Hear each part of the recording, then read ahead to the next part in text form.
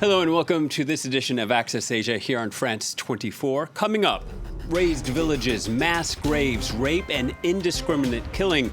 In a new video, former Myanmar soldiers confess to the mass murder of Rohingya Muslims. Disney's Mulan remake faces backlash. The movie mired in controversy for political reasons, ranging from China's human rights record to its crackdown in Hong Kong. And South Korea's tattoo taboo. Ink artists fight to legally practice their trade, saying the country's laws are hypocritical and outdated. Well, it's a shocking, upsetting first-hand account. Two deserters of Myanmar's army confessed to carrying out atrocities against Rohingya Muslims in 2017. The United Nations and rights groups previously described the campaign as genocide. While Myanmar's leadership has long denied the allegations, this amounts to the first admission from any member of the country's military. Exterminate all Rohingya. The order two defected Myanmar soldiers say they received in August 2017. Working in separate areas, the soldiers confessed to killing up to 180 women, men and children between them, burying many of the bodies in mass graves. NGO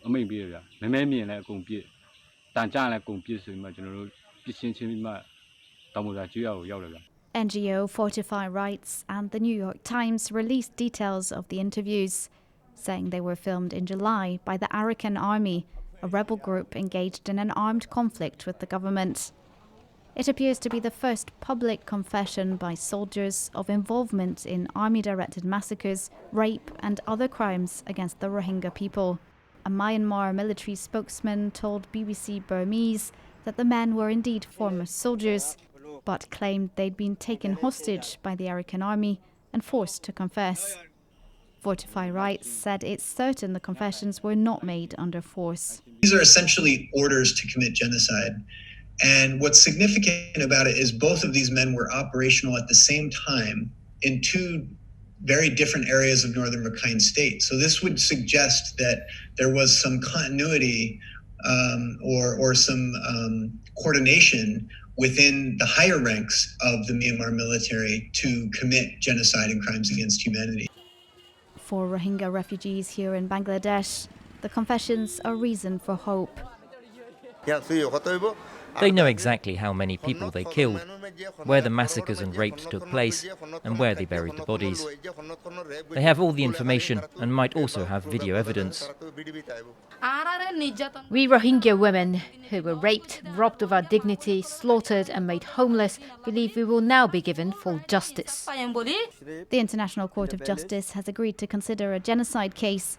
Proceedings are expected to continue for years.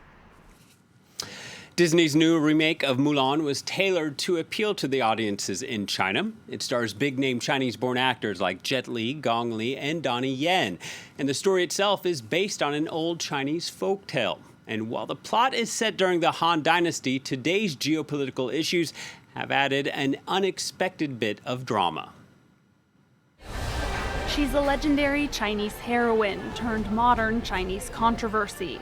But despite calls to boycott Disney's remake of its 1998 cartoon classic Mulan, the film was met with enthusiasm from these viewers in Beijing. This remake of Mulan is a very good film. It's a story that not only belongs to China, but to the entire world. People should just see if it's a good movie rather than be influenced by unnecessary factors. I'm Hua Mulan. I will bring honor to us all. The live-action tale of China's female warrior has sparked outrage from some viewers, in part because of where it was filmed. Disney included special thanks to government entities in Xinjiang province, where rights groups have exposed a harsh crackdown against Uyghur and Kazakh Muslims, including mass internments, enforced sterilizations, and forced labor. Credits also acknowledged the Chinese Communist Party's propaganda department. Now many journalists and activists are calling for a boycott. They say Disney has played into China's efforts to soften its image in order to cash in on the country's major box office market. Why we should boycott Mulan? It's about hypocrisy. In Hollywood movies, they claim to embrace social justice. In fact, they kowtow to autocratic China disgracefully. Movies should be more than money. the film already saw a first wave of controversy last summer, after star Liu Yifei voiced support for Hong Kong's police as they cracked down on pro-democracy protests, comments that continue to earn Liu praise from the Chinese government. I think she is the modern-day Mulan. I would like to give her the thumbs up. She is excellent. Disney has not commented on the row over the film's credits. Forced to delay its original March release due to the coronavirus pandemic, Disney decided to forego North American theaters and send Mulan straight to its streaming platform. It's now unclear whether the film's $200 million budget will pay off. Well, South Korea's tattoo artists are fighting for legalization. While tattooing is not illegal itself, it may be carried out only by a fully qualified doctor. Critics say the law is outdated and hypocritical as tattoos are now mainstream. It also leaves tens of thousands of tattoo artists vulnerable to prosecution, raids, fines, or even blackmail by dissatisfied clients. Kim Chan-jik arrives at a nondescript building in Seoul. Though there is no sign outside, this is where he works. Inside, he's busy doing what he knows best, inking colourful pigments under his client's skin. It's a risky business. If a client runs off without paying, there's no way for us to call the police. Even if our studio gets robbed, we can't easily report it to the police. That's because he isn't a doctor. A law passed in 1992 defined tattooing as a medical procedure that could only be performed by a fully licensed practitioner. Although tattoos themselves aren't illegal, most tattoo artists are, and are running the risk of being arrested and jailed for up to 2 years. Tattooing has a long history in South Korea, but has long been the subject of social stigmatization. In recent years, however, it has become more mainstream, especially among younger generations, thanks to celebrities and top athletes openly sporting ink. K-pop star J Park has publicly spoken out against censorship and stigma around tattoos. Despite their illegal status, some tattooists have built a successful career, like Donnie, who has a string of high-profile clients under his belt. Now he is leading a campaign to have the 1992 law scrapped. He set up the country's first labor union of tattoo artists in February.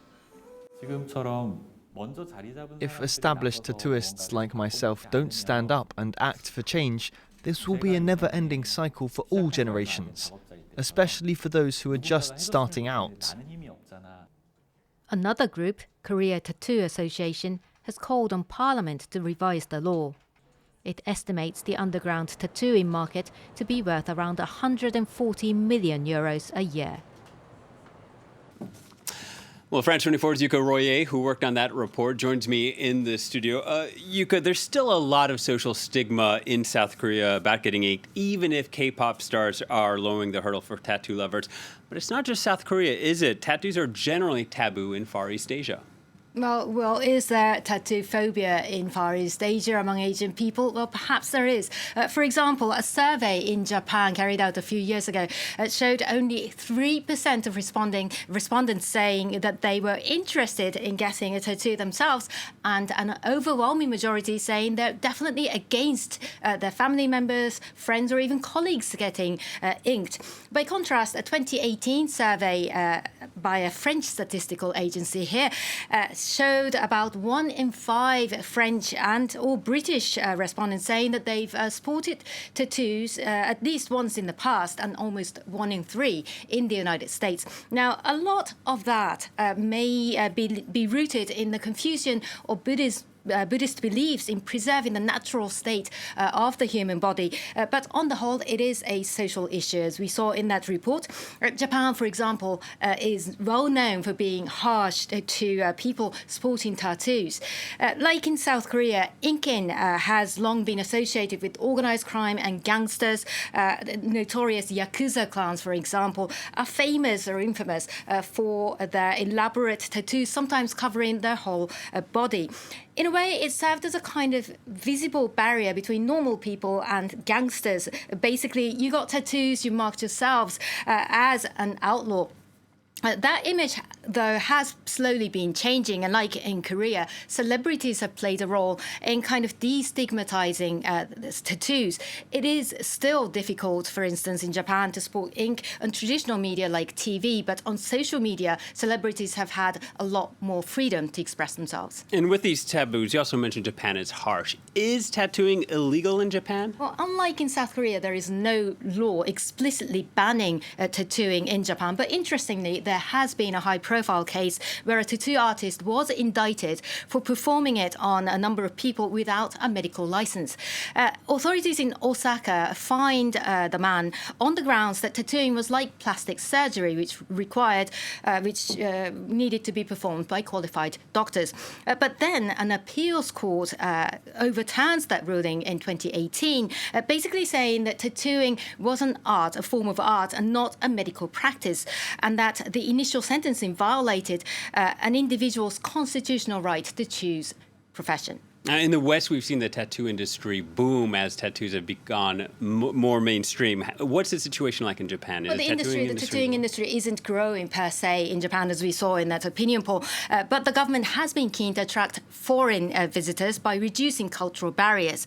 When Japan won a bid to host the Olympic Games, which would have been this summer, the Ministry of Tourism even issued a guideline to hotels and public baths, urging businesses to ease restrictions. But on the other hand, though, in 2019 at the Rugby World Cup, the tournament's organisers said, well, we might need to respect Japanese culture, and urged players to hide their tattoos. All right, thank you very much, Yuka. France 24's Yuka Royer. Well, the pandemic slowed down the food industry around the world, but one sushi restaurant in Japan actually found a way to increase business. While this may look like the start of an adult film, it's actually a promotional video for a service dubbed Delivery Macho, the brainchild of owner and chef Masanori Sugiura.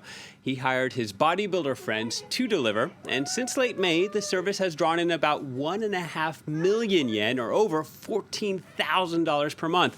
Now, you don't have to worry if they forget the wasabi, because either way, your meal is going to be hot. Well, that's it for this edition. Thanks for watching, and please stay tuned to France 24.